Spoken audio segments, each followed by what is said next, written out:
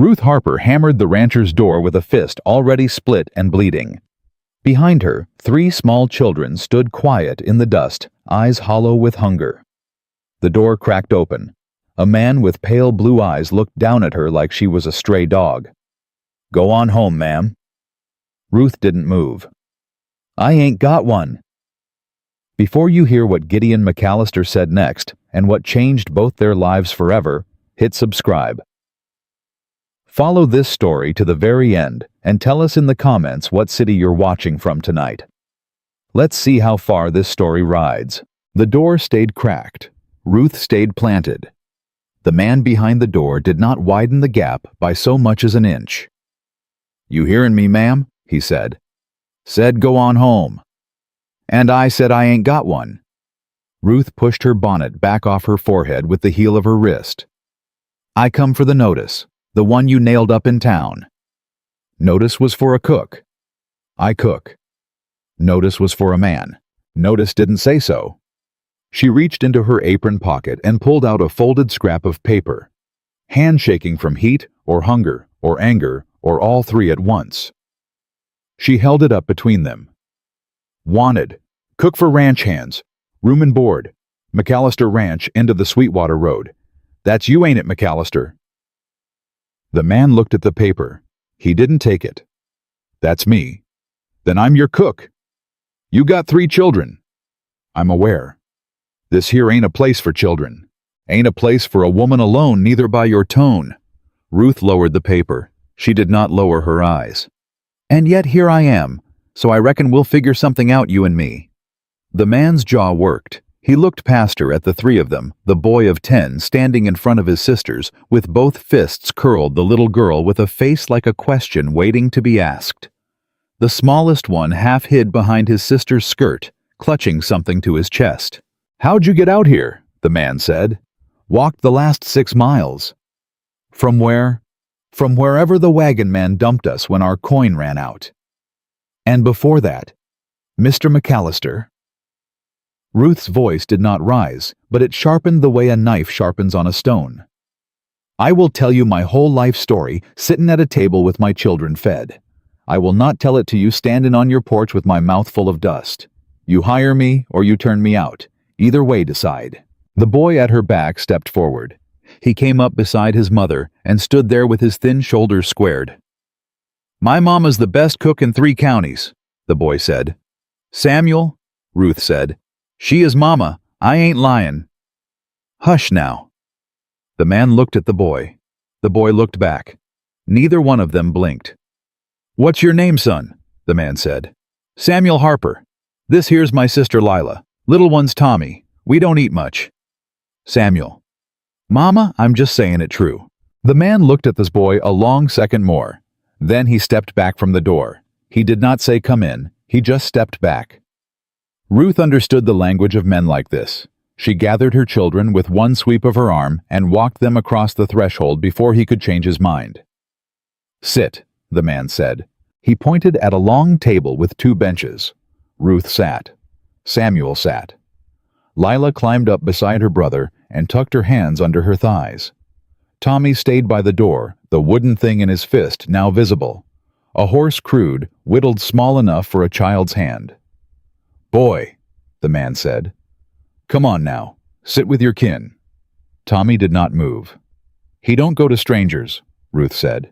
"Don't take it personal." "Ain't a stranger if he's eatin' my bread." The man crossed to a cupboard. He set a stoneware bowl down hard. Then a loaf, half a loaf, really wrapped in cloth. He took a knife from a peg on the wall and cut 3 slices thick as a thumb. "Eat slow," he said, sliding the slices across the table. "Crammed too quick, and you'll get sick." Ruth tore her piece in half and gave half to Lila, half to Samuel. "Mama," Lila said. "I'm fine, baby." "There's 4 pieces here," the man said. "4 woman. You think I can't count?" He pushed a 4th slice toward her. He did not look at her when he did it. "Much obliged," Ruth said. "Ain't a kindness. You'll work it off." "I expect I will." Tommy edged toward the table on his bare feet. He climbed up onto the bench beside Samuel without taking his eyes off the man, and Samuel, without being told, tore his own bread in half and put half of it in his little brother's hand. The man watched the boys. Something moved in his face that he caught and put down before it got loose. "Eat," he said again to no one in particular. They ate. "Mr. McAllister," Ruth said when the first bread was gone. "Gideon." "Pardon. Name's Gideon. McAllister's my father. He's been dead 20 years, and I'd as soon not be confused with him." "Gideon, then." Ruth folded her hands on the table. "You hung that notice in town when, 3 weeks back, and ain't no man come to take it. 2 come, neither stayed past noon." "Why?" He turned around then. He leaned back against the cupboard and folded his arms across his chest. "Why's any man not stay, ma'am? I'm askin' you. You ain't owed an answer. I'm fixin' to feed your hands. I reckon I'm owed to know what kind of hands I'm feedin'." He looked at her for a long beat. She did not look away. "2 hands," he said. "One old, one young. The old one don't say much. The young one says too much. Neither one gives a woman trouble in my house, or they go down the road that night. You understand me?" "I understand you fine. Work starts before sunup. Biscuits and coffee. Beans and bacon for noon dinner. Whatever you can put together for supper. I ain't particular, but I am punctual. You ain't on time. The men ain't fed, the men ain't fed, they don't work, they don't work. I go broke. That's the chain. You got me. I got you. Wage is $2 a week and your keep. Bunkhouse outbacks for the hands. There's a room off the kitchen used to be a pantry. Got a stove in it. You and the children can have it. Won't be pretty. It'll be a roof. It'll be a roof." They looked at each other across the room. Ruth could not have said what passed between them. She only knew that for the first time in 3 weeks, she did not feel like her ribs were going to crack from the holding in of things. "What's the husband's name?" Gideon said. The room got quieter than it had been, and it had been quiet enough. "Was," Ruth said. "Was then." "Eli." "Eli what?" "Eli Harper." Gideon did not move. He did not unfold his arms. His face did not change. Only his eyes changed, just for a breath, and then he covered them again. "How'd he die?" Gideon said. "Mister, my children are sitting right here." "How'd he die, ma'am?" Ruth looked at her children. Samuel was watching her. Lila was chewing the last crust of her bread very slow now, like a child who has been told to pretend she is not listening. Tommy was leaned against his brother's arm, half asleep already, the wooden horse fallen out of his fist, and rolling to the edge of the bench. "Mine collapsed," Ruth said. "Up near Blackhawk. They didn't bring all the men out. They didn't bring my Eli out. They told me that on a Tuesday." "When?" "April 2 years past." Gideon turned around. He turned all the way around so his back was to them, and he put one hand flat on the cupboard shelf and stood there. "Mr. McAllister," Ruth said. "Gideon." "Gideon, you knew him." He did not answer. "You knew my Eli." "I knew a Eli Harper worked the Blackhawk crew. Couldn't say if it's the same man." "Tall? Red beard?" "Tall, red beard. That's him." Gideon set his other hand flat on the shelf. He did not turn around. "He was a good man, your Eli." "He was." "He pulled 2 boys out of that mine before it took him. You know that?" "They told me." "They tell you who the boys were?" "No, sir." "One was my brother's son, my nephew. Hand of mine for one summer. 16 years old. Your Eli put him on a cart and shoved the cart out of the shaft, and the timbers come down on Eli's back." Lila stopped chewing. "Mama," Lila said. "It's all right, baby." "Mama, what's he sayin'?" "He's saying your papa was a hero, baby. That's what he's saying." Gideon turned. His face had not changed, but his eyes were wet at the corners, and he did not bother to hide it now. "Ma'am, I did not know your husband had a family. The company tried to find next of kin. They sent letters back, said the address was bad. I was told there wasn't no one. There was somebody. I see that now. There was 3 somebodies and a wife 6 months along with the third. Gideon looked at Tommy slumped against Samuel. He looked at him a long time. "You was 6 months along," Gideon said. "I was 6 months along when they brought me his hat. They couldn't bring his body, couldn't get to it. They brought me his hat and a pay envelope with $11 in it. Said that was what the company owed." $11. $11. Gideon walked to the table. He pulled out the bench across from her, and he sat down, and he put his hands on the wood flat in front of him. "Ma'am?" "My name's Ruth." "Ruth." "Yes." "Ruth, Don't.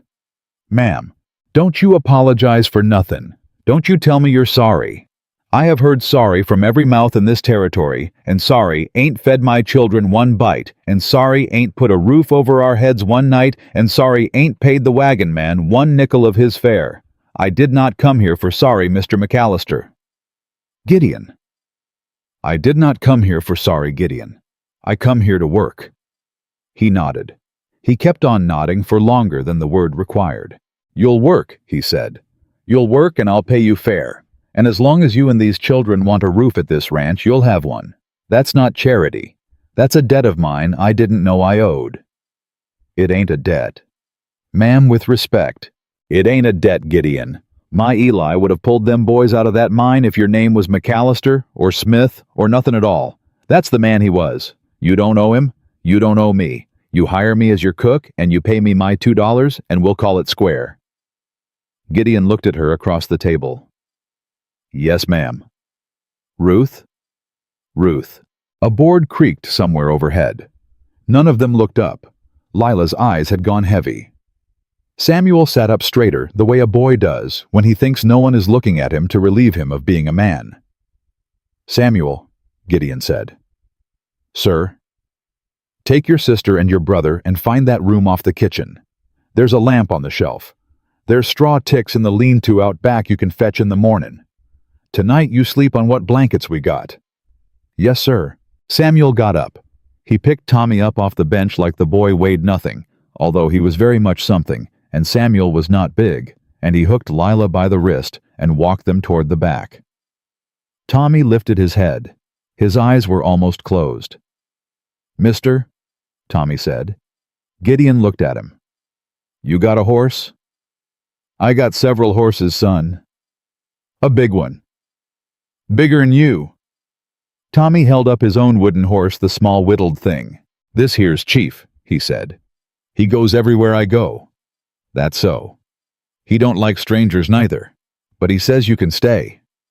"Much obliged to Chief." Tommy nodded grave as a preacher.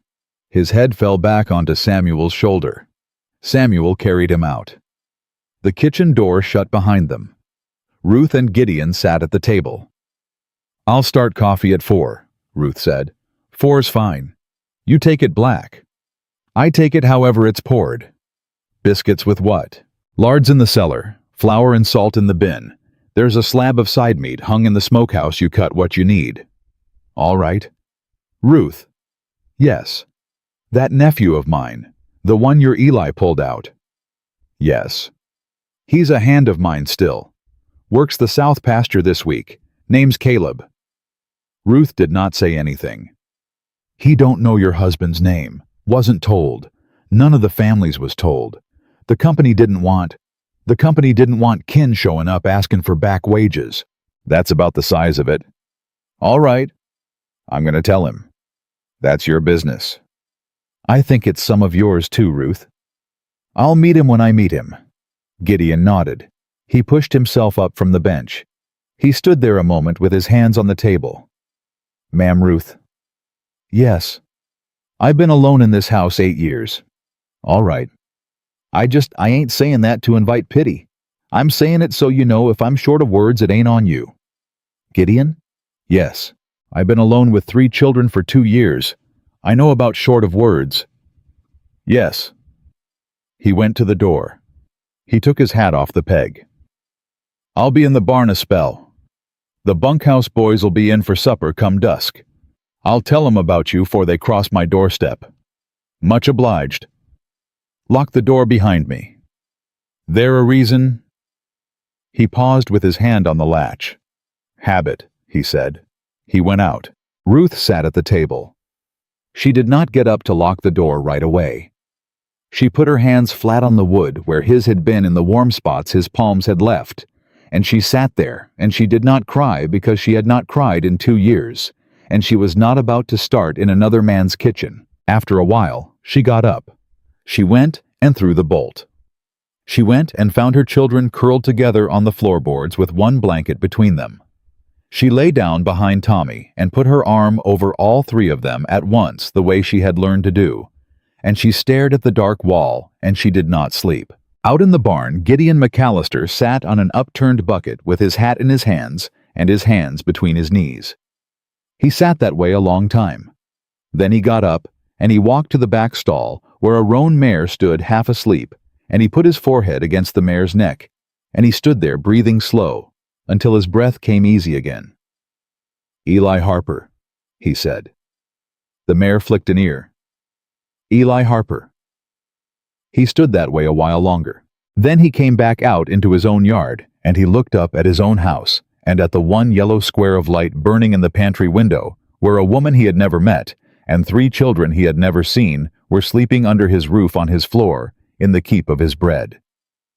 He took his hat off. He held it against his chest.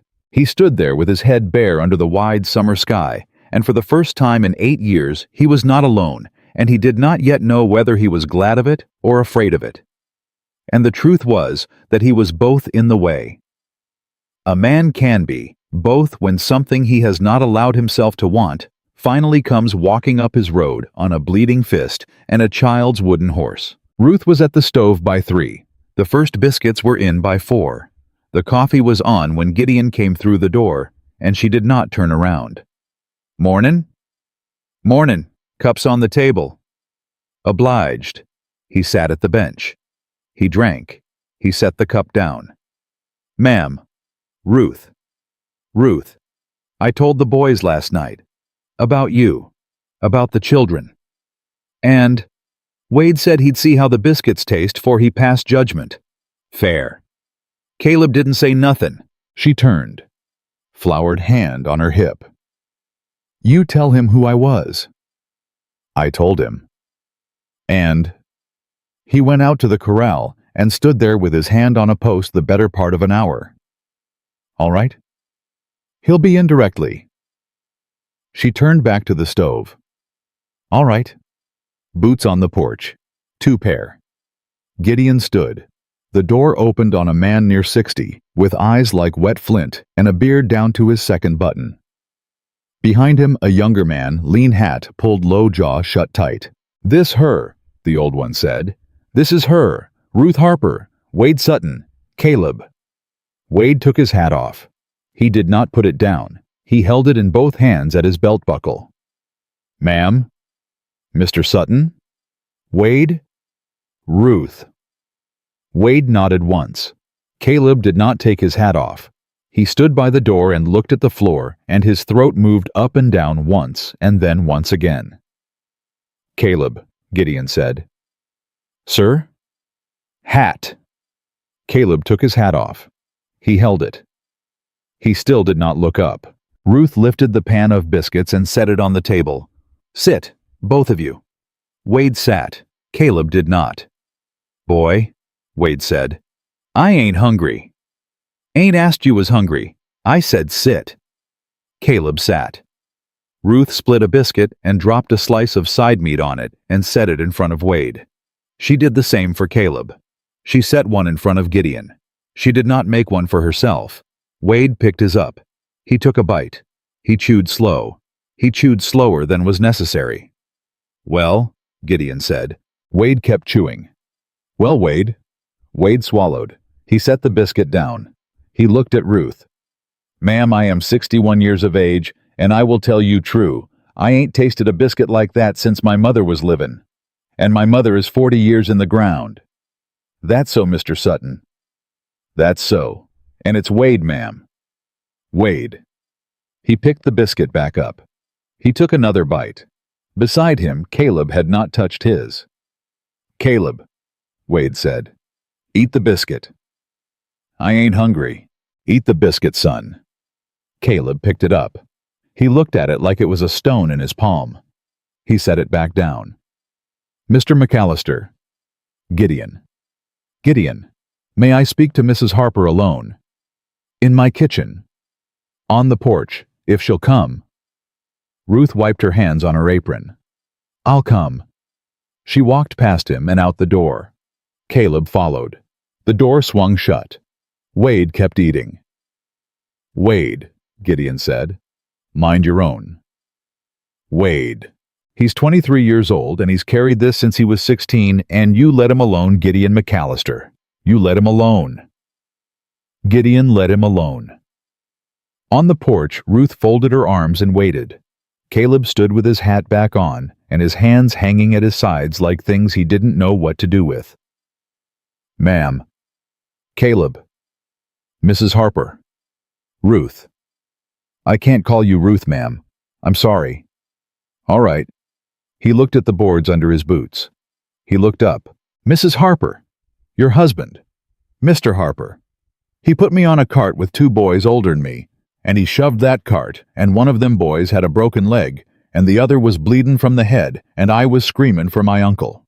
And your husband, he says to me, Boy, you tell your Uncle Caleb made it home. You tell him Caleb made it home. And he shoved that cart hard, and I heard the timbers go behind us. Ruth held her arms. I've been carrying that message 7 years, ma'am. I told my uncle. I told him 100 times. And not one time did I think to ask the name of the man who told me to say it. I was 16 years old, and I was a coward, and I did not ask. Caleb. I did not ask the name. Caleb. Ma'am, I am so sorry. Caleb, look at me. He looked at her. My Eli put you on that cart because you were a child. You hear me? Because you were a child. That ain't a debt. That's a man doing what a man does. Ma'am, you got a mother livin'? I do. You got brothers and sisters. 2 sisters. They got their brother because my Eli was the kind of man he was. That's a thing to be glad of, Caleb. That's a thing my Eli would want you glad of. You eat the biscuit. You go to work. You do not carry this on your back another day. You hear me? Caleb's chin moved. He nodded. Yes, ma'am. All right. She turned to go inside. He did not move. Mrs. Harper. Yes. I would like, if it's all right with you, I would like to know the children. That's between you and them. Yes, ma'am. Caleb. Yes. Eat the biscuit. She went inside. He stood on the porch a minute more. Then he came in. He sat. He picked the biscuit up. He ate it in 4 bites, and Wade did not look at him, and Gideon did not look at him. And when he was done, Wade pushed his own untouched second biscuit across the table at him without a word, and Caleb ate that one too. By 6, the men were in the saddle. By 7, Samuel was in the yard with a broom sweeping the porch like he'd been told. By 7:30, Lila was up on a stool in the kitchen with her elbows in flour to the bone, and Tommy was under the table playing some private game with his wooden horse. Mama. Yes, baby. Was that young man crying on the porch? He was. Why? He was sorry about your papa, baby. He knew Papa. He did. Lila pressed her hands flat in the flour. She looked at her palms. Mama? Yes. Was Papa a good man? Papa was the best man. Better than Mr. McAllister. Lila? I'm just asking Mama. Papa was your papa. Mr. McAllister ain't, and he ain't fixin' to be. Don't you go asking that man no questions like you was. I won't. Lila. I won't, Mama. You eat that bit of dough I gave you. Tommy ate it. Tommy. A pause from under the table. Tommy Harper. Mama, it fell. It fell. Yes, Mama, it fell in my hand. Ruth bent and looked under the table. Tommy looked back up with a face like glass. Tommy. Mama. You ate your sister's dough. It fell, Mama. You go on outside and you find your brother and you tell him your sins. Yes, Mama. He crawled out and made for the door, and Ruth caught him by the back of the shirt and pulled him into her hip and kissed the top of his head and let him go. Go on. He went. By 9, the morning chores were doing themselves. By 10, Wade had ridden back to fetch a different cinch, and he stopped in the kitchen because his throat was dry, he said, and ended up sitting at the table 20 minutes telling Ruth about his late wife who died in 67 of consumption. She was a good woman, my Annie. I'm sure she was. You favor her some, ma'am. Now don't you start Wade Sutton. I ain't startin' nothin'. I'm saying you favor her about the eyes. All right. He drained his cup. He stood. Ma'am. Yes. Boss ain't said nothin' to me, but I'll say it to you. Anybody comes down that road, you holler. You don't open the door, you holler. Anybody. Wade? I said what I said, ma'am. He went out. Ruth stood with her hand on the table. She turned to her daughter. Lila, baby. Yes, Mama. You go fetch Tommy. I want him in this kitchen. He's with Samuel out at the barn. Fetch him. Yes, Mama. By 11, Tommy was under the table again with a heel of bread Ruth had given him to keep him there. By 1:30, she heard hooves, one horse, coming hard. She wiped her hands. She went to the door. She did not open it. She listened. The hoofbeats slowed, stopped. A saddle creaked. Hello, the house. She did not answer. Hello, McAllister. She moved back from the door and crouched and put her hand on Tommy's shoulder under the table and squeezed once. Mama. Hush, baby. Just hush. The boards on the porch took a man's weight. The latch lifted.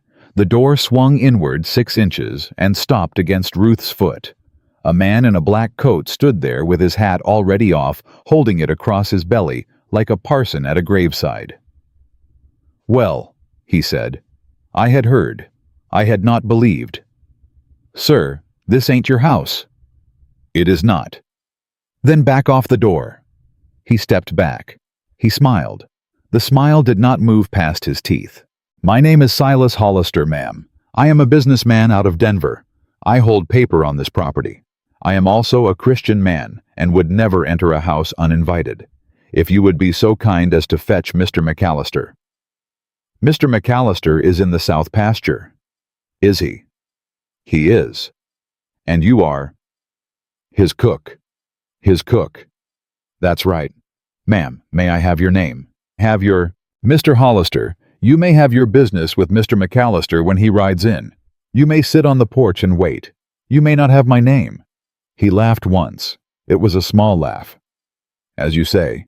As you say. He put his hat back on. He stepped to the porch rail and leaned against it and folded his arms. I'll wait.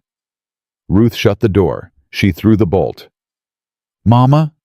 Tommy, you stay under there. Yes, Mama. She went to the back window. She lifted the sash and put her head out and said low and sharp, Samuel. A pause. Samuel Harper. Mama. Boy, run. Run to the south pasture. Find Mr. McAllister or Wade or Caleb. Tell him a man named Hollister is at the house. Tell him now. Go. Yes, Mama. She heard his feet hit the dirt. She shut the sash. She locked it. She went back to the table and she rolled out more dough, because her hands needed to be doing something, or she would have screamed. It was 40 minutes before she heard the riders come back. 3 horses. Hard. She heard Gideon's voice in the yard before she heard his boots on the porch. Hollister. McAllister. What are you doing on my porch? I am sitting on your porch, McAllister, same as I'd sit on my own. This ain't your porch. It will be in 58 days, sir, according to the paper in my breast pocket. There was a silence. 60 days, Hollister. 58. I rode out to remind you of the count. You rode out to count my cattle and look at my fence line. Don't you tell me different. Why, Mr. McAllister, such suspicion? Get off my porch. In a moment. In a moment. I had heard a strange rumor in town, you see. A rumor that you had hired a woman with 3 children. Naturally, I did not credit it. You credit it now? I do.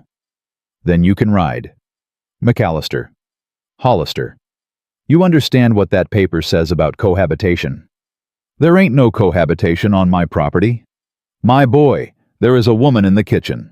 There is a cook in the kitchen. She has a room. Her children have a room. I am a widower and she is a widow and our rooms are separate and the paper says nothing about who sets the biscuits in the oven. The paper says, I have read the paper, Hollister, twice over. Lay off. A long silence. McAllister, the cook's name. Her name ain't your business. Her name. Hollister. Mr. McAllister, I am asking civilly. Ride. Inside, Ruth's hand had stopped moving in the dough. She stood. She wiped her hands. She turned to Tommy and put one finger to her lips. He nodded. She walked to the door. She lifted the bolt. She opened the door and stepped out. Mr. Hollister? He looked at her. My name is Ruth Harper, Mrs. Eli Harper of Black Hawk. Hollister's face did not move. It did not move at all. That was how she knew. Mrs. Harper, you remember me. I do not believe we have. You sat in my parlor in April of '72, and you drank my coffee, and you told me my husband's body could not be recovered, and that the company owed me $11. And you handed me his hat. Do you remember now, Mr. Hollister? He was very still. Mr. Hollister, do you remember now? I remember, Mrs. Harper. You told me there was a paper to sign. You told me if I signed it, I would receive the $11, and the company would consider its obligation discharged. You told me there was no further recourse. Do you recall? I recall. You told me the men below would be brought up when it was safe. Were they brought up, Mr. Hollister? Mrs. Harper, were they brought up? The shaft was sealed. They were not brought up. It was a matter of safety, Mrs. It was a matter of money, Mr. Hollister. It cost less to seal that shaft than to dig my husband out. You and I both know it. Gideon had not moved. He stood 3 feet behind Hollister, with his thumbs in his belt, and his eyes on the back of Hollister's neck. Mrs. Harper? Hollister recovered himself. I am a businessman. I make business decisions. I am sorry for your loss. I have always been sorry for your loss. You are not sorry, Mr. Hollister. Sorry men do not show up on porches counting days till they take a man's land. This land was deeded against a loan that has not been paid. This land was deeded against a loan you offered Mr. McAllister because his cattle was sick in the winter of '72, and you knew he would lose half the herd. The same winter you sealed that mine. You ain't a businessman, Mr. Hollister. You're a vulture. Mrs. Harper, get off this porch. He looked at her. He looked at Gideon. McAllister, this woman is excited. I make allowance.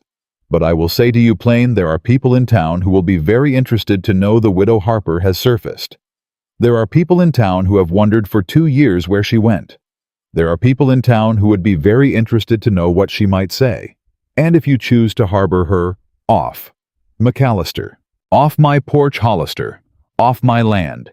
You come back here without a sheriff's paper in your hand. I will shoot you where you stand, and I will sleep good that night. Hollister put his hat on. 58 days, McAllister. Ride. Hollister rode. When the dust had settled, Gideon turned to her. She was still in the doorway with her hands curled at her sides. Ruth. Yes. Inside. Yes. They went in. She shut the door. She did not throw the bolt this time. Tommy crawled out from under the table and stood at her hip and wrapped his arms around her thigh. Mama. I'm all right, baby. Who was the man? A bad man, baby. He's gone now. Gideon took his hat off. He set it on the table. He sat on the bench and put his elbows on his knees and his face in his hands and stayed that way 10 full seconds. Ruth. Yes? That paper he has. Yes. It's real. How much?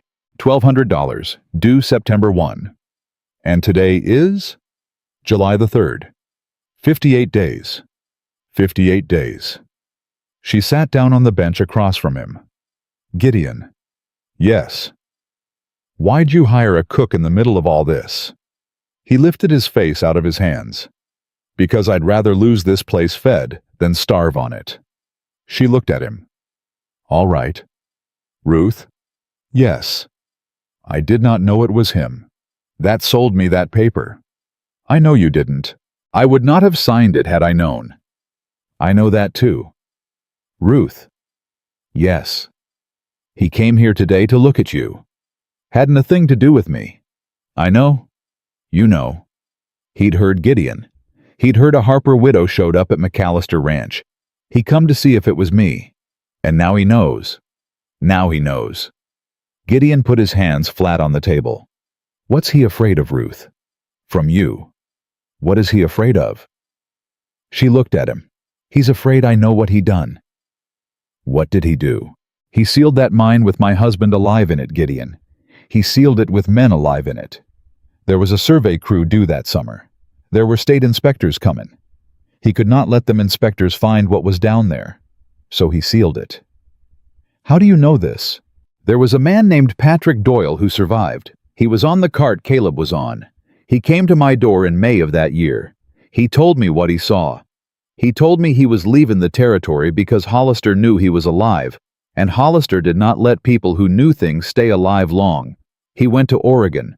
I do not know if he is still living. Gideon did not speak. I have been quiet 2 years, Gideon.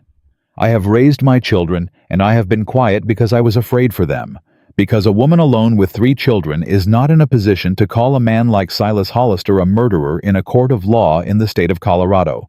I have been quiet. Ruth? Yes. You ain't alone anymore. She looked at him. She did not speak. You ain't alone anymore, Ruth Harper. She put her hand on the table. He put his hand near hers, but did not touch it. Out in the yard, hooves. Caleb back from where he had ridden after Hollister to the property line. Caleb came in. He stood in the door with his hat in his hands. Sir. Yes. He took the north road. All right. Sir? Yes. I heard what was said. Out front. I was at the corner of the porch with my hand on my rifle. I heard. Gideon looked at him. All right. Mr. McAllister, that man in Oregon, Patrick Doyle, he was the boy with the broken leg, on the cart, with me. Ruth looked up. Caleb. Ma'am? You're sure? I'm sure, ma'am. I sat next to him 3 days at the Black Hawk Infirmary before they sent him home. His name is Patrick Doyle, and he had a sister in Salem. If he went anywhere, he went there. Ruth pressed her palms together flat in front of her. Salem. Yes, ma'am. Caleb. Yes, ma'am. Set down. He sat. Tommy, who had crept back under the table during the porch business, now crawled out the other side and stood up at Caleb's elbow with the wooden horse in his fist. Mister? Caleb looked down. Yes, son. This here's Chief. That's so. He likes you. Caleb's jaw worked. He put his hand out. Tommy put the horse in his palm. Caleb closed his fingers around it slow. Much obliged to Chief, Caleb said. Mister? Yes, son. Did you know my papa? Caleb looked at Ruth. Ruth nodded once. I knew your papa, son. Was he good? He was the best son. He was the best man I ever met. Tommy nodded grave as a preacher. He took the horse back. He climbed up onto the bench beside Caleb and leaned against him and closed his eyes. Caleb did not move. Gideon looked at Ruth across the table. 58 days, he said. 58 days. Ruth. Yes. How fast can a letter get to Salem, Oregon? She set her hand flat on the wood. Fast enough. The letter went out on the 4 o'clock stage Tuesday. Wade rode it into town himself and sat in the freight office until the driver took it in hand, and then he rode home and did not say one word about who he had seen or what he had heard at Hollister's bank office at the corner of Main and 3rd, which he had walked past twice on his way back to the stable. He told Gideon about it at supper. Who'd you see, Wade? 2 men I never saw before, sitting on Hollister's porch like they had a right. What kind of men? The kind that don't punch cattle and don't farm land. and ain't looking for either kind of work. How many guns between 'em? 2 each that I could see. Gideon set his fork down. All right. Boss? Yes. I don't like it. I don't either. Ruth set the pot down on the trivet. How long till the letter gets there? 12 days, 18 if the rain comes in over the passes. And back. Same. 24 to 36 days. That's about the size of it, ma'am. And we got 55. We do. She did not sit. She stood with her hand on the back of the chair. Gideon? Yes. There ain't no way Hollister waits 36 days. No. He'll come at us before that. He will. All right. She sat. By Friday, Wade had counted 3 different riders on the ridge above the south pasture. None of them came down. None of them stayed long. They watched. By Sunday, a yearling steer was found in the bottom pasture with its throat opened and its tongue cut out and laid on a flat stone 3 feet from its head. Caleb came to the house and stood in the kitchen with his hat in his hand and his eyes on the floor, and he would not look at Ruth, and he said, "Boss, there's a thing in the bottom pasture I'd be obliged if you'd come see." Gideon went. Wade went. Ruth went too. Caleb did not stop her. She looked at the steer. She looked at the tongue on the stone. She looked at her hands. "This is for me." "Ruth, this is for me." The tongue on the stone. That ain't a warning to a rancher. That's a warning to a witness. "Ruth, that's a message says shut your mouth or your boy's tongue is next." "Ruth, don't tell me different, Gideon. I am not a fool and you are not a fool. Don't tell me different." He did not tell her different. Sunday night, Gideon brought a shotgun out of the closet by the front door and laid it on the kitchen table. "Ruth, I have shot one of those exactly once in my life. You'll shoot more than once before this is over." She picked it up. She broke it open. She closed it. "Show me." He showed her. When the children came in from washing their faces, Lila stopped in the doorway and looked at the shotgun on the table. "Mama?" "Yes, baby." "Whose is that?" "Mr. McAllister's." "What's it doing on the table?" "It's being on the table, baby. Sit down and eat your supper." Lila sat. She did not look at the shotgun again. Tommy climbed into his place with the wooden horse in his left hand under the table and his fork in his right. "Mister." Gideon looked at him. "Yes, son." "Chief don't like it?" "Don't like what, son?" "The watchers." The room got still. "What watchers, son?" "On the ridge. There was 3 today. Yesterday 2. Day 4 too." Ruth set her cup down. "Tommy?" "Mama, I was just looking." "From where?" "From the barn loft. I climbed up to look at the swallows." "Tommy Harper." "Mama, I was being quiet." "Tommy." "Mama, I won't go up again." Gideon looked at the boy. "Son." "Yes." "You count them watchers good, and you don't go up that loft again. You hear?" "Yes, sir." "You tell me from down here. You see anything from down here, you tell me. You do not go up. You hear me, son?" "Yes, sir." Ruth looked across the table. "He's 4. He sees more than half the men I've hired in 10 years. He's 4. All right." Tuesday afternoon, a single rider came down the road at a walk.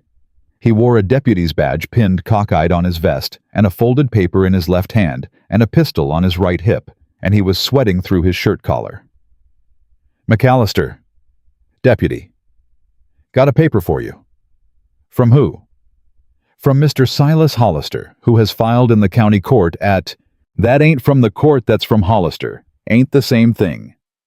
"Sir, I am instructed to read it to you." "Read it then." The deputy read. It said in legal language that the property of one Gideon McAllister was in default of certain covenants attached to a note held by one Silas Hollister. Said covenants including, but not limited to, the cohabitation of 1 adult female and 3 minor children of unrelated blood on the premises, and that immediate forfeiture was hereby tendered. "Forfeiture?" "Yes, sir." "You believe what you just read, deputy?" Sir, I just read it. You believe a man can write a paper at a kitchen table and ride it out to my house and call it law. Sir, I am... Where's the judge's signature on that paper, deputy? Sir, this is a private instrument. Then you ride that private instrument back to Hollister, and you tell him he can wipe his back end with it for all I care, and you tell him next man rides down this road with a private instrument in his hand had better also have a pine box on his saddle. Sir? Ride. Sir, Deputy. Yes, sir. You're a young man. 22, sir. 22. Yes, sir. You ride for a man who killed 11 miners in 72 for the price of a sealed shaft. You ride for a man who 2 days back put a knife in a yearling's throat to scare a widow into silence. You wear that badge for him. The deputy did not speak. You go on home, son. You take that badge off, and you go home to your mother, and you ask her, was this the work she raised you for? The deputy looked at the paper in his hand. Sir? Yes. There's 2 men coming behind me. Mr. Hollister is sending 2 men down the road behind me. They was saying in the office they was coming tonight. You're telling me this? I am, sir. Why? Because my mother lives in Blackhawk, and in April of 72 she lost her brother in that shaft. Gideon looked at the boy a long second. What's your name, son? Hennessy, Frank Hennessy. Frank. Sir. You go on back to town. You go a different road than the one they're coming on. You do not let them see you tonight. You hear me? Yes, sir. And Frank. Sir.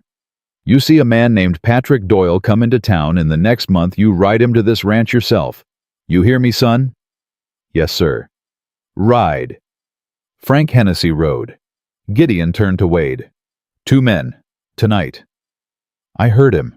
You and Caleb in the barn. I want you in the loft with the shotguns. I want a lantern lit in the bunkhouse like there's 2 men sleeping there. I want the bunkhouse door cracked. I want a hat on a pillow. Yes, boss? Ruth? Yes. You and the children in the cellar? No.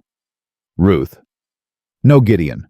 I will not put my children in a cellar where they cannot see me. They have had enough of dark places. We go in the pantry. We bolt the door. I sit by the door with the shotgun. He looked at her. All right. All right. Ruth. Yes. They will not get to that door. I know they will not get to that door. How do you know? Because you will not let them. He did not say anything to that. He just looked at her, and she looked back, and Wade was still in the doorway with his hat in his hand, and Caleb was just inside the door behind Wade, and none of them said a word for a beat. Then Gideon looked away, and Wade went out, and Caleb followed. 8 that night, Ruth had the children in the pantry room. Tommy was asleep against her hip. Lila was sitting up holding the wooden horse in her own hand for once. Samuel was at the door with his ear against the boards. Mama. Yes, baby. Mama, I want to be out there with Mr. McAllister. You are 11 years old, Samuel Harper. Papa would have been out there. Papa would have wanted you with me. You hear me, son? Mama. You hear me? Yes, Mama. A board creaked in the kitchen. Samuel pressed his ear flat to the door. Mr. McAllister. A pause. It's me, son. Yes, sir. Y'all all right in there? Yes, sir. Tell your mama I'll be just out the back door under the eave. She hollers, I hear it. Yes, sir. Samuel turned back from the door. He looked at his mother. He's a good man, Mama. She did not answer. Mama, did you hear me? I heard you, baby. The men came at 1:30. They came up the road quiet at a walk. Wade had not lit the lantern in the bunkhouse for nothing. The men dismounted at the rail and tied their horses and walked across the yard toward the bunkhouse. They were 2 and both had pistols drawn. One of them put his hand on the bunkhouse latch. That was when Caleb shot the lantern out of the bunkhouse window with the first barrel and dropped the second barrel into the doorway at the man's feet. The man jumped back. The other man fired blind into the bunkhouse. Wade put a round through his hat from the loft, and the man dropped his pistol and grabbed for his head and stood a half-second too long. Caleb fired again. The man fell. The first man ran for his horse. Gideon came around the corner of the bunkhouse with his rifle up. "Stop." The man did not stop. I said stop. The man kept running. He reached the rail. He got his foot in the stirrup. Gideon shot the rail under the man's hand. The man fell off the stirrup into the dust. He scrambled. He came up with his hand on a pistol. Gideon shot the pistol out of his hand. The man screamed and went down clutching his wrist. "Wade. Boss. Get down here." "Comin'." Wade came down. Caleb came down. They tied the man's good hand to his belt and his belt to a post. The other man was alive but bleeding from the scalp and stupid with shock. They dragged him to the same post and tied him too. Gideon kicked the pistols away. Then he turned to the house. "Ruth." She was already in the kitchen door with the shotgun across her arm. "Tommy." "In the pantry asleep." "Samuel." At the pantry door with a kitchen knife in his fist. "Lila." "Lila is—" She stopped. "Ruth." Lila was in the pantry. Was. Gideon. She turned and went back into the house. He came in behind her. The pantry door was open. Samuel was standing in it with the knife in his hand and a face like he had seen a wolf. "Mama." "Where's Lila?" "Mama, she went out the back. She said she heard Tommy in the yard. She said, 'Tommy is right there, Samuel.' Mama, I told her. She wouldn't." Ruth was already moving. She was at the back door. She was out the back door. "Lila." The yard was full of smoke. The hay barn, not the bunkhouse. The hay barn was a wall of fire. The third man. There had been a third man. The third man had circled around behind while the first two had gone for the bunkhouse, and the third man had lit the hay barn. "Lila!" "Mama!" The voice came from the side of the barn that was not yet burning. Ruth ran. Gideon ran past her. Lila was on her knees in the dirt with both arms wrapped around a man who was face down. She was beating on his back with her small fists. "He took Tommy. Mama, he took Tommy. He took—" "Tommy is in the pantry, Lila. Tommy is— He took—" The man on the ground turned his head. His face was bloody. There was a fence post lying beside him. "Lila, did you hit him with a post?" Mama, he had. Lila, did you?" "Mama, I hit him. Stop, Lila, stop." Gideon had his rifle on the man on the ground. Wade had come around from the front yard with his shotgun. The man was not moving much. "He had Tommy." "Mama, he was carrying a mama, I thought it was." Lila opened her hands. There was a sack on the ground next to the man. A feed sack. Empty. Lila had thought it was a child in the sack. There had been no child in the sack. The sack had been for after. Ruth went down on her knees and pulled Lila into her chest and put her hand on the back of Lila's head and held her there. Lila was shaking. Lila was making no sound at all. "Baby." "Mama, I hit him. You did good, baby. You did good. You did so good." Ruth looked up at Gideon over Lila's head. Gideon was on one knee in the dust. He had the rifle pointed at the man on the ground. The man was not moving. "He alive, boss," Wade said. Gideon prodded him with the muzzle. The man groaned. "He's alive." "Caleb." "Comin'." Caleb came around the barn at a run. "The barn." "Save what you can. Hay barn's gone. Keep it off the bunkhouse and the house." "Yes, sir." Caleb ran for the trough and the buckets. Ruth lifted Lila up. She carried her 8 years old and not light. She carried her past the burning hay barn and across the yard and up the back porch steps and into the kitchen where Samuel was now sitting on the floor with Tommy in his lap and the kitchen knife laid down across the threshold of the pantry door. Samuel. "Mama, I didn't let him out, Mama." Samuel Harper. "Mama, I didn't let—" Samuel.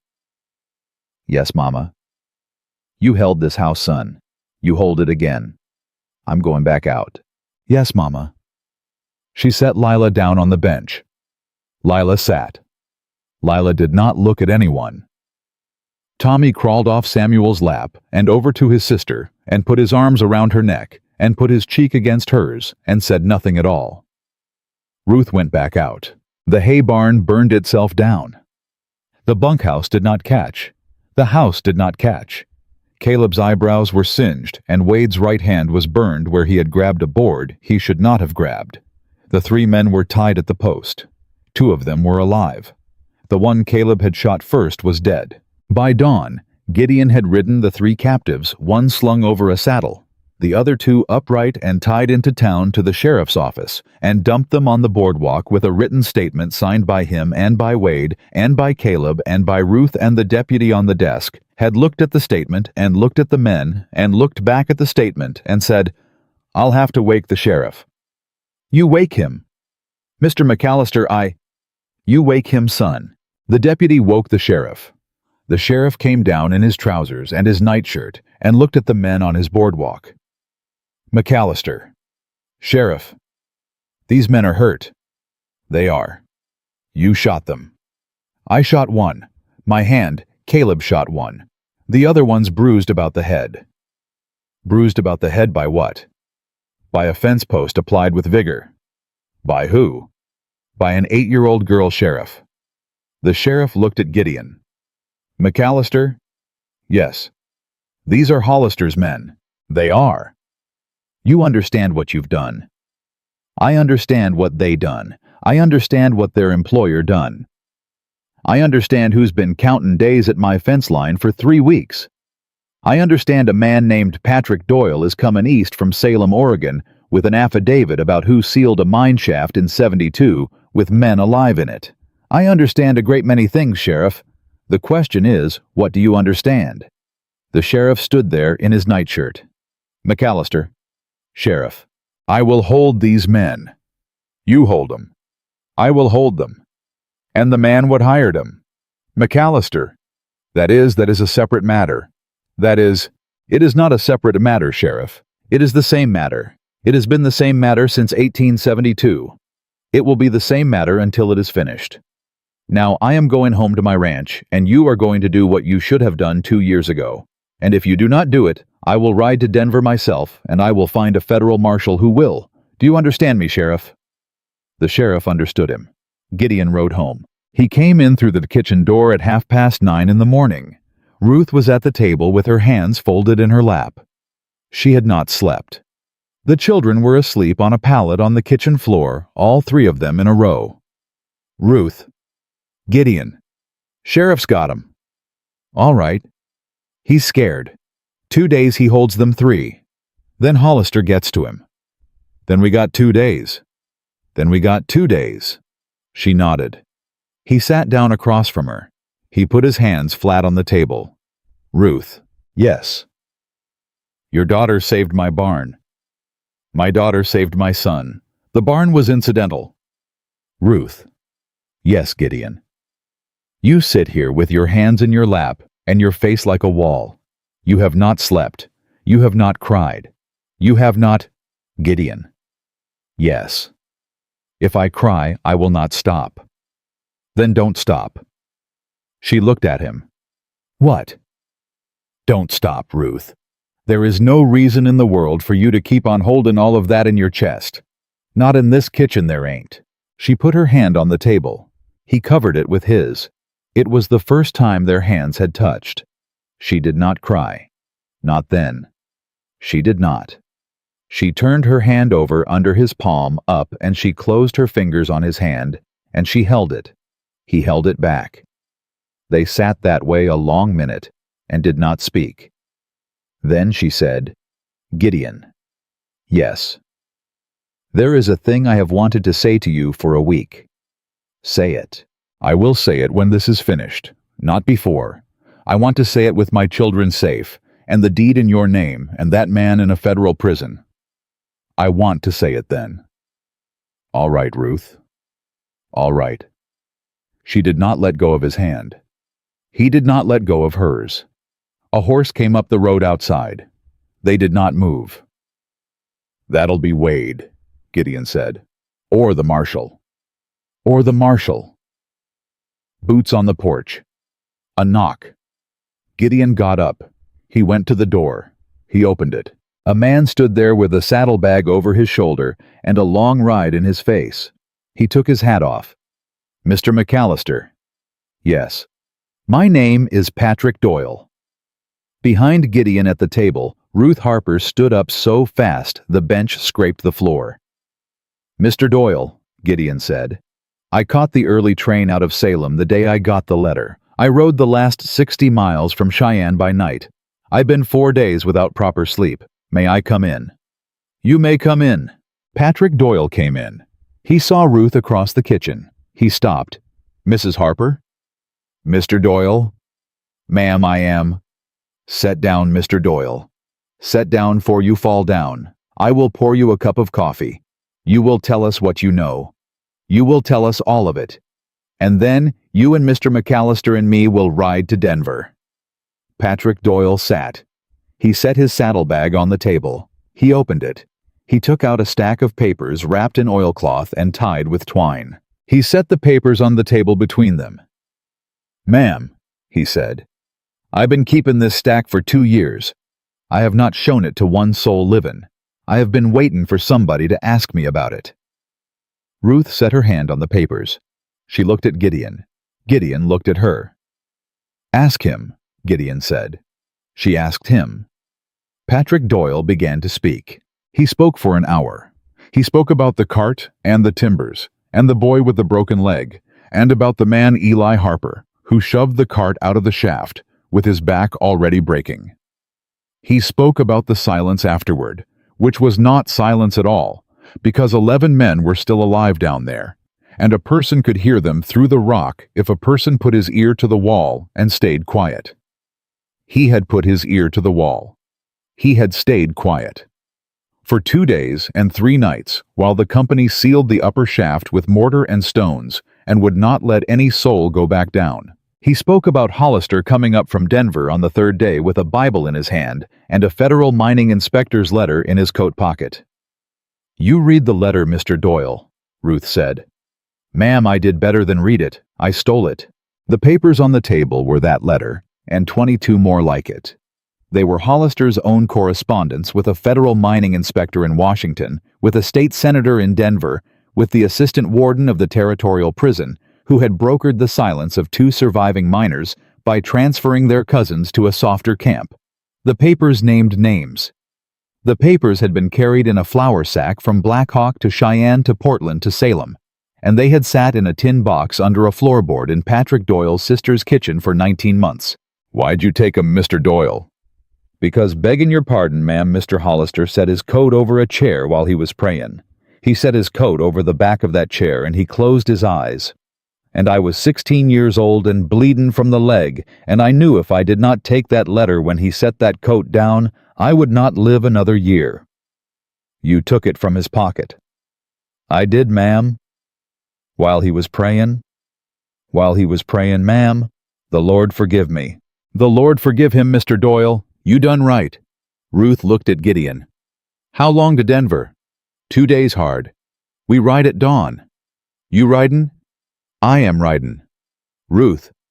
"Gideon, I am ridin'." "The children?" "With Wade, with Caleb, with your nephew who would lay down in the road for them, with the cook stove and the bolted doors and Mr. Hennessy, who knows now, to send for the federal marshal if so much as a crow lands wrong on the porch. The children stay. I ride." "Ruth, you and me and Mr. Doyle. We carry these papers to the marshal in Denver. I have been carrying my husband's name on my back for 2 years. I will not sit at a kitchen table while 3 men carry it the last 100 miles. He looked at her. "All right. All right." Wade did not argue with her. He did not waste the breath. "Caleb stays at the house," he said. "I take the bunkhouse. We put Hennessy in the bunkhouse with me. 3 men under arms on this property, ma'am, day and night. Anybody who comes down that road comes through me, and if they come through me, they go through Caleb. And if they go through Caleb, They meet Samuel Harper with a kitchen knife. Wade. Ma'am? You will not. I will not, ma'am. I am saying it for the joke, but I am saying it true too. That boy is the kind of guard a man wants at his door. Wade. Ma'am? Thank you. It ain't a thanks, ma'am. It is what is done. She did not press him. She told the children at dawn. She got them around the table, and she set the cups out, and she poured the milk, and she sat down across from them, like the breakfast was the thing she had come to do. Mama. Yes, baby. Where's your bag at the door? Lila. Mama, where's your bag? I am riding to Denver, baby. Samuel set his cup down. Mama. Yes. For how long? 4 days, 5, maybe 6. Mama. Samuel. You are not going without me. Samuel Harper. Mama, you are not going without me. I am going without you, son. You will stay here, and you will keep your sister and your brother, and you will mind Mr. Wade. That is what your papa would ask of you if your papa was sitting at this table. You hear me, son? He looked at her. He did not blink. I hear you, Mama. Lila. Yes, Mama. You mind Mr. Wade, and you mind your brother. You do not go to the creek alone. You do not go to the barn alone. You do not go anywhere alone. You hear me? Yes, Mama. Tommy. The smallest one was under the table again with the wooden horse. Tommy Harper. Mama. You come out from under that table. He came out. Tommy, Mama is going to Denver. Mama is coming back. Do you hear me? Yes, Mama. You give Mr. Caleb chief while I'm gone. He looked at the horse. He looked at his mother. He held the horse up and looked at it. Then he walked over to Caleb, who was standing by the door with his hat in his hands, and he held the horse out. Mister. Yes, son. You hold chief. Mama's coming back. Caleb went down on one knee. He took the horse in both hands like a man taking a chalice. Son, I will keep him in my pocket. He will be in my pocket every minute. And when your mama rides back into this yard, I will hand him back to you. Do you hear? Yes, mister? All right then. Tommy turned around. He climbed up onto the bench next to Samuel and put his head down on Samuel's shoulder and did not lift it again until his mother had ridden out of the yard. They rode hard. Ruth had not been on a horse in 2 years. The second hour her legs were on fire. The fourth hour she could not feel them. By the time they made the first camp, she could not get down out of the saddle, and Gideon had to lift her down, and when her feet hit the ground her knees went, and he caught her under both arms and stood her up. Ruth, I am fine. You ain't fine. I am fine. He did not let go of her arms. I am fine, Gideon. He let go. He held a tin cup of water out to her. She drank it. Tomorrow. Tomorrow we ride harder. Tomorrow I ride harder. All right, Ruth. They camped without a fire. Doyle took the first watch. Gideon took the second. Ruth slept the way a woman sleeps when she has not slept in 5 nights, which is not so much sleep as the body's surrender. Once near the end of Gideon's watch, she opened her eyes and saw him sitting against a rock with his rifle across his knees, and he saw she was awake, and neither of them said a thing, and she went back to sleep. The men came at them on the second morning 10 miles out of Denver. There were 3. They were not Hollister's professional men. The professional men were in the sheriff's jail back in town. These were men Hollister had paid in cash the day before in a hotel room, men who did not know what they were riding into. They rode out from a stand of cottonwood with their pistols up. McAllister, hand over the woman. Doyle had been riding 20 yards behind. They had not seen him. Doyle slid off his horse on the far side and brought up the long Sharps rifle he had taken from his sister's house in Salem and laid it across the saddle and waited. Hand over the woman, McAllister. You will turn around and ride. McAllister. The first shot went over the head of the lead man's horse. The horse came up. The man swung off. Doyle's second shot took the second man's pistol out of his hand at 30 yards. Drop them. Drop them or the next one is your throat, sir. The men dropped their pistols. Off the horses. They got off the horses. "Hands on your heads!" They put their hands on their heads. Gideon kept his rifle on them. Doyle came around with the sharps. "How much did he pay you?" Gideon said. $20 apiece. $20. Apiece. To kill a woman. Sir, we was told. To kill a woman with 3 children and her cook. Sir, $20, each of you. Get them up, Doyle. We are taking them in. They tied the men to their own horses, and they rode the last 10 miles into Denver, leading 3 horses with 3 men tied to them. The federal marshal was a man named Henrik Bjornsson, who was 45 years old and Norwegian by birth, and had been a marshal in the territories 11 years. He read every paper in Patrick Doyle's flour sack, while Ruth and Gideon and Doyle sat across the desk and did not speak. When he was done reading, he set the papers down. "Mr. Doyle?"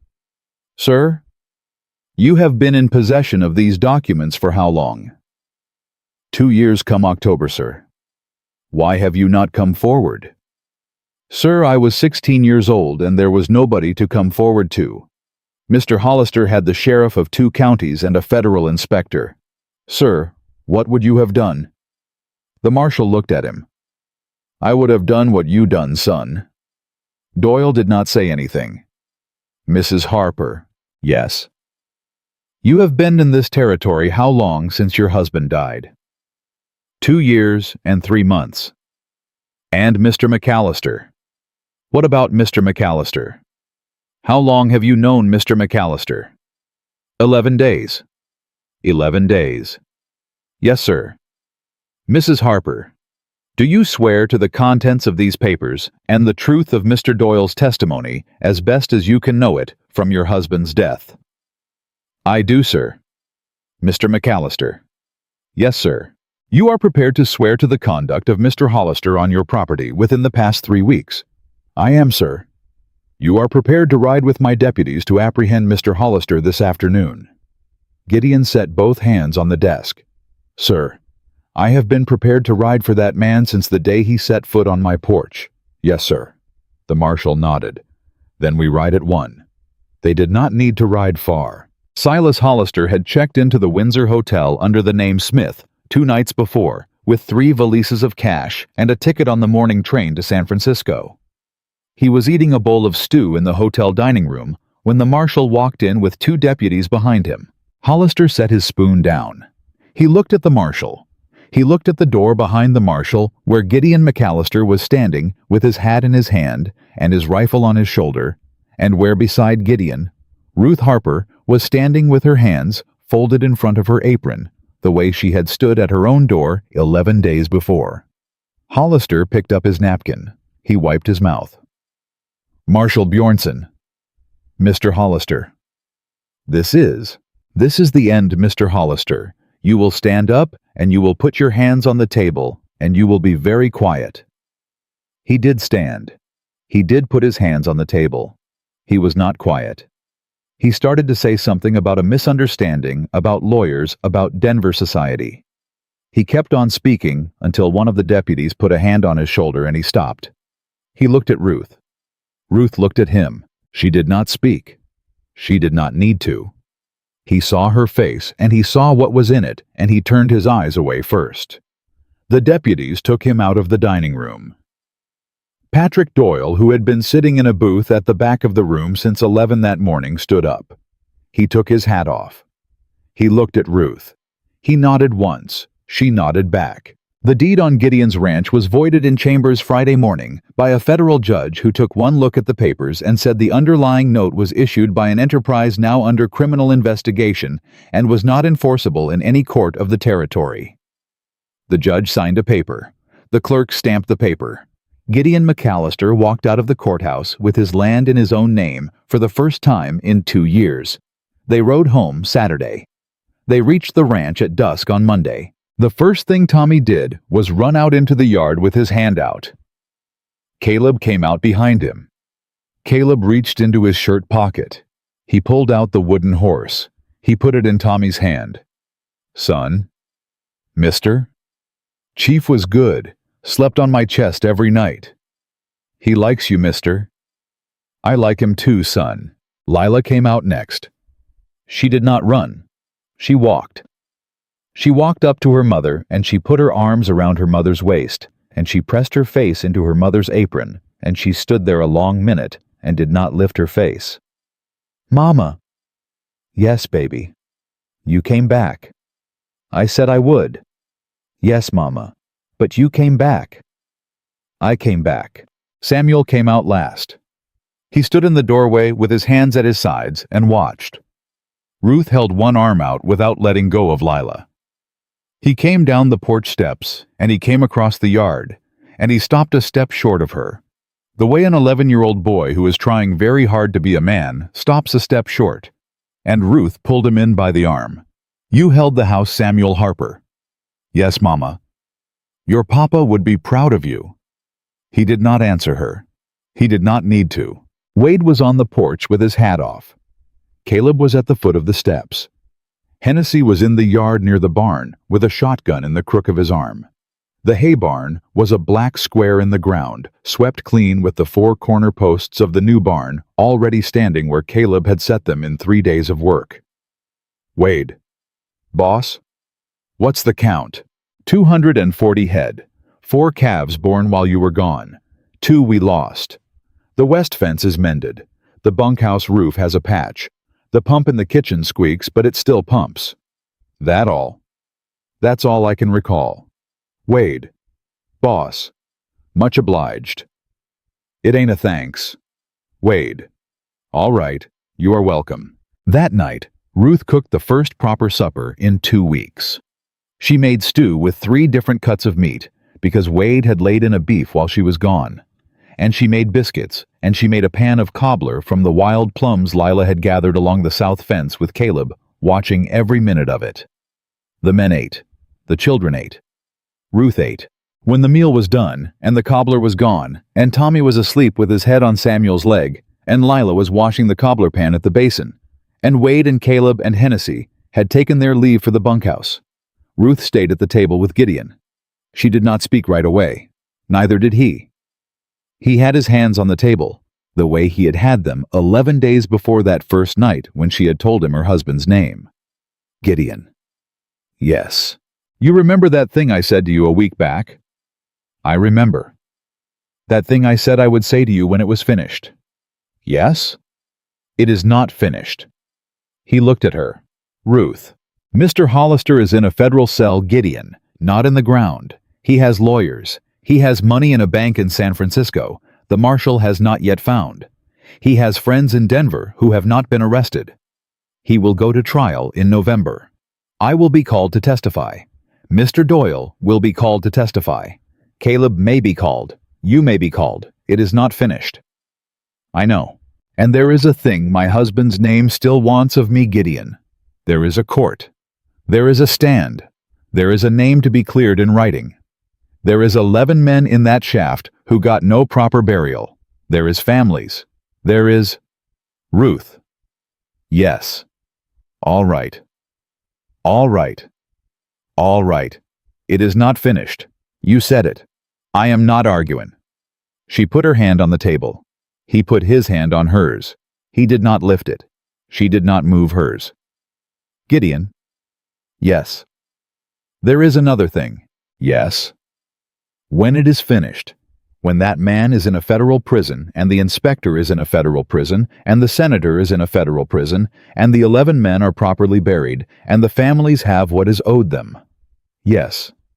Then I will say to you the thing I have wanted to say for a week. Ruth. Yes. Take your time. She looked at him. She did not answer. He turned his hand under hers. He laced his fingers through hers. She did not pull away. She closed her fingers down on his.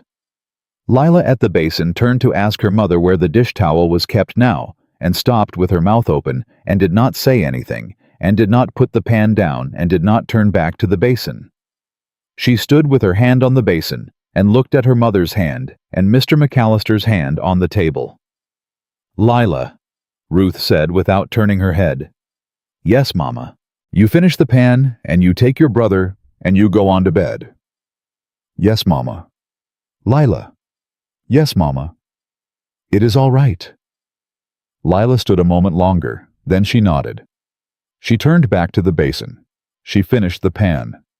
She lifted Tommy off Samuel's leg and Samuel got up too, and the three of them went into the pantry room without another word, and the door closed behind them.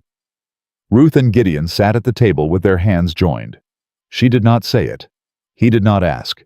A long while later, Ruth said, 4 months. 4 months. Until November. Until November. That is a long time to sit with a thing unsaid, Gideon McAllister. It is. I will not say it tonight. All right. But I will not let go of your hand. All right, Ruth. She did not let go. He did not either. The summer turned. The hay barn went up new raw pine smelling green, and Caleb framed it in 9 days, with Samuel handing him every nail Samuel could reach. By August, the second cutting of hay was in. By September, the cattle were fat for fall. By October, Lila could read aloud from the Bible without help, and Tommy could ride a pony with Caleb walking beside the bridle. The trial date came down by telegram on the 11th of September. November 4th. All right. In Denver. All right. Ruth? Yes. You wanted to clear your husband's name. Marshal Bjornson is written. He says he will need you on the stand the second day. All right. You will say what needs to be said. I will say it, Gideon. He looked at her across the table. She had not let go of his hand in 4 months. Not really. There had been hours and days when their hands had not been touching, but she had not let go. The morning before they rode for Denver, Lila came up to her mother at the basin. Mama? Yes, baby. Is Mr. McAllister going to marry you? Lila Harper? Mama, is he? You go on and finish washing them potatoes. Mama? Yes. I would like it if he did. Ruth did not look up from the basin. Why? Because Tommy don't know what to call him. He's been asking. He don't want to say Mr. no more. He said Mr. is the name for a stranger, Mama. He said Caleb ain't a Mr. no more. Why does Mr. McAllister still got to be a Mr.? Ruth turned the cloth in her hand. Lila. Yes, Mama. You finished them potatoes. Yes, Mama. The trial opened on a Tuesday. The courthouse was full. There were widows from Black Hawk in the gallery. There were 2 newspapermen from Denver and 1 from Cheyenne. There was Patrick Doyle in a new suit he had bought with his own coin sitting in the front row with his hat on his lap. Hollister sat at the defense table in a black coat and looked at no one. Ruth took the stand on the second day at 10:30. She wore the same dress she had worn at her husband's funeral 2 years past. She had washed it twice in the basin the week before, and Lila had pressed it with a flat iron. The prosecutor was a man named Atwood, 34 years old, out of Boston. He had taken this case the day the marshal walked into his office with Patrick Doyle's flour sack. Mrs. Harper. Yes. You are the widow of Eli Harper. I am. Your husband died in the Black Hawk mine collapse of April 1872. He did. Mrs. Harper, will you tell this court what Mr. Silas Hollister said to you on the morning of April the 17th, 1872, in your kitchen in the town of Black Hawk? He said my husband was dead. Yes. He said my husband's body could not be recovered. Yes. He said the company owed me $11. Yes. He set my husband's hat on my kitchen table. He set a paper next to the hat. He said if I signed the paper, I would have the $11 and the company would have no further obligation. He said I would be doing right by my husband. He said my husband would want me to sign. Did you sign, Mrs. Harper? I did not. Why did you not sign, Mrs. Harper? Because my Eli was a careful man, Mr. Atwood. My Eli read every paper before he signed it, and he taught me to do the same. And I read that paper, and I read it twice, and I saw at the bottom of it a clause that said, the undersigned waived all right to inquiry or examination of the mine site by any party of the undersigned's election. And I knew right then, sir. You knew what, Mrs. Harper? I knew Mr. Hollister did not want anybody asking questions about that mine. I knew he had set a paper on my kitchen table that did not have $11 in it for me, sir. It had 11 men in it. It had 11 men he was buying my silence about. The room was very still. Mrs. Harper. Yes. Did you say this to Mr. Hollister? I did, Mr. Atwood. What did Mr. Hollister say to you? He picked his paper back up off the kitchen table. He folded it. He put it inside his coat. He picked my husband's hat up off the kitchen table, the hat he had brought, and he set it back on the kitchen table. He stood up. He walked to my door. He turned around. He said, Mrs. Harper, Black Hawk is not a kind town to women alone. You consider that. Then he opened the door and he walked out. A murmur ran through the gallery. The judge struck his gavel once. And did you consider it, Mrs. Harper? I considered it, Mr. Atwood. I considered it for 2 years. I considered it every night I locked my door, and every morning I put my children's bowls on the table, not knowing if there would be a third bowl come supper. I considered it on the day my second son was born, and there was no man in my parlor, and no doctor either, because I had no money for one. I considered it for 2 years, sir. And what brought you to come forward, Mrs. Harper? Mr. Hollister came to my employer's porch in July of this year. He came and he stood on that porch and he said to my employer that he would tell people in town I was come back. He said it like a threat. He said it because he is a man who has never spoken to a woman in his life except as a threat. And on that porch on that day, I decided I would not be threatened by him another hour, Mr. Atwood. Not another hour. She looked at the defense table. Hollister did not look up. Mr. Hollister. The judge struck the gavel. Mrs. Harper, you will address the prosecutor. Begging your pardon, Your Honor. I will address the man I came here to address. The judge looked at her.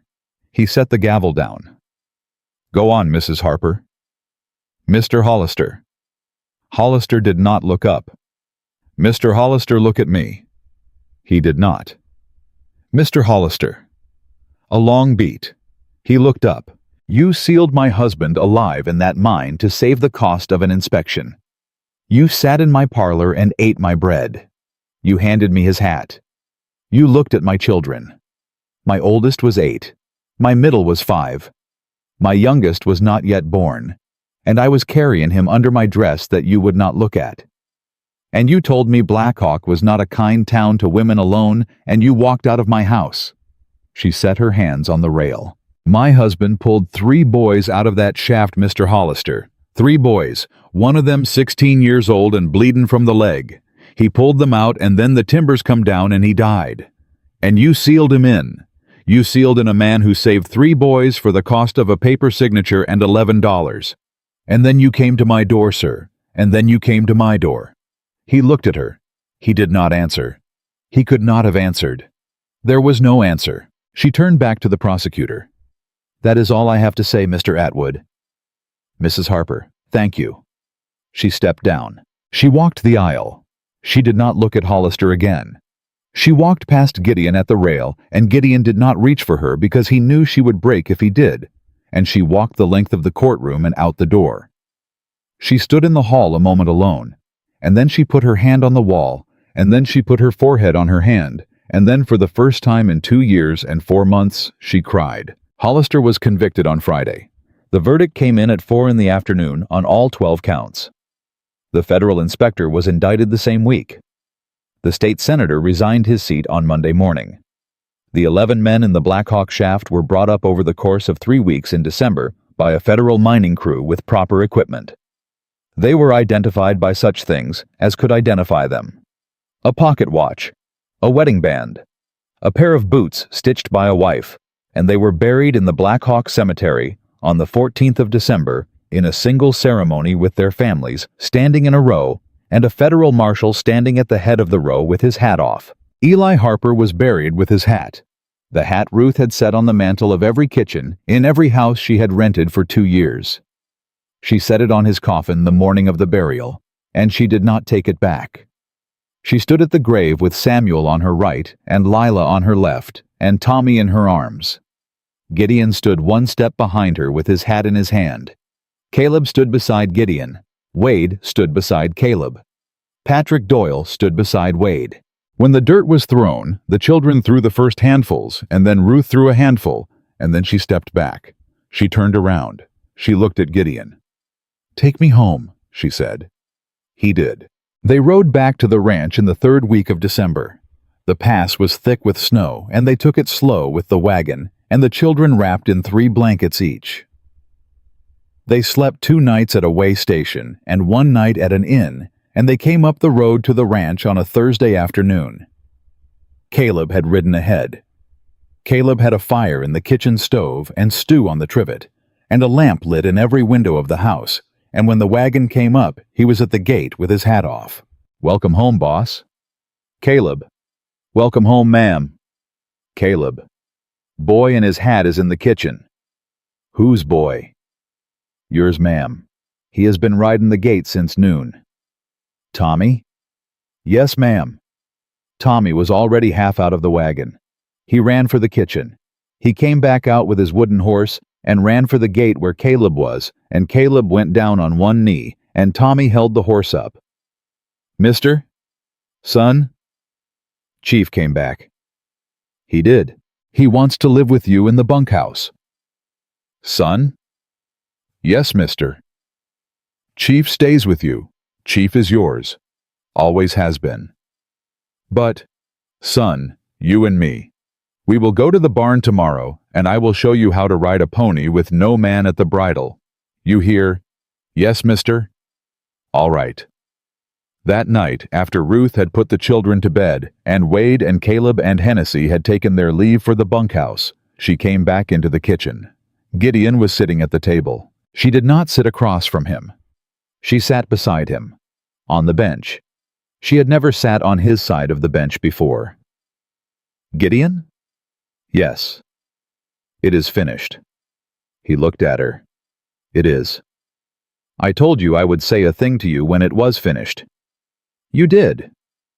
"It is November the— what day is it, Gideon?" "December the 18th. "December the 18th. I am late by 6 weeks." "You are." "I have been late on purpose." "I know that, Ruth." "You know." "I know. You are not a fool, Gideon McAllister." "I am a great many things, Ruth Harper, but I am not a fool, no." She looked at her hands. "Gideon?" "Yes." "I have not said this to a man in 3 years." "I know. I do not say it lightly. I know, Ruth. And I will not say it twice if you do not say it back." "Then say it once, and I will save you the bother of saying it twice." She looked up at him. "I love you, Gideon McAllister." He set his hand on her cheek. He did not say it back right away. He did not say it back for a long minute. He looked at her like a man who has been waiting 8 years to be looked at, and he set his hand on her cheek, and he said, "I have loved you since the day you stood on my porch with a fist that was bleedin' and a child at your skirt, and you said you did not have a home. I have loved you since then, Ruth Harper, every hour of every day. And I will love you every hour of every day I have left in me. And that is the end of the matter." She put her hand over his on her cheek. She did not speak for a moment. She did not need to. "Gideon." "Yes." "Marry me." He laughed. It was the first time she had heard him laugh. "Ma'am, I had it planned to ask you Christmas mornin' with a ring my mother left me in a box upstairs." "Then go fetch the box." "Ruth." "Go fetch the box." He went and fetched the box. He came back. He sat down. He opened the box. Was my mother's and her mother's before her. "It is a beautiful ring, Gideon. Will you have it?" "I will have it." He put it on her finger. She did not look at the ring. She looked at him.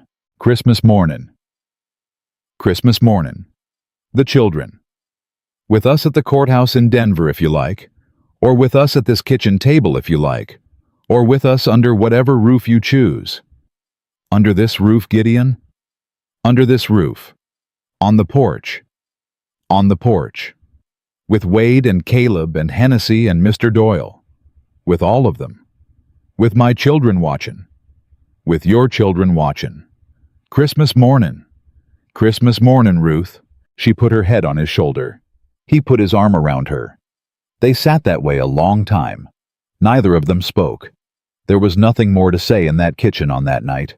They were married on the porch of the McAllister Ranch on Christmas morning of 1874 by a circuit judge who had ridden out from Cheyenne on a horse Caleb had sent for him. Lila held the ring on a kerchief. Tommy held the wooden horse in one hand and his sister's apron string in the other. Samuel stood at his mother's right shoulder in a clean shirt that did not quite fit him because he had grown 2 inches in 4 months. Wade gave the bride away. He said it was the proudest day of his 61 years, and he did not say it for the joke. When the judge said the words, Tommy stepped forward without being asked. He pulled at Gideon's coat. "Mister, son, are you my pa now?" A long beat. The porch was very still. Gideon went down on one knee. He took the boy by both shoulders. "Son?" "Yes. I am your pa from this minute, if you will have me." Tommy nodded, grave as a preacher. "I will have you," he said. Gideon stood up. He took Ruth's hand. The judge finished the words. He pronounced them married. Wade Sutton sat down on the porch step and put his hat over his face. And Caleb Whitlock looked away and pretended to count his fingers.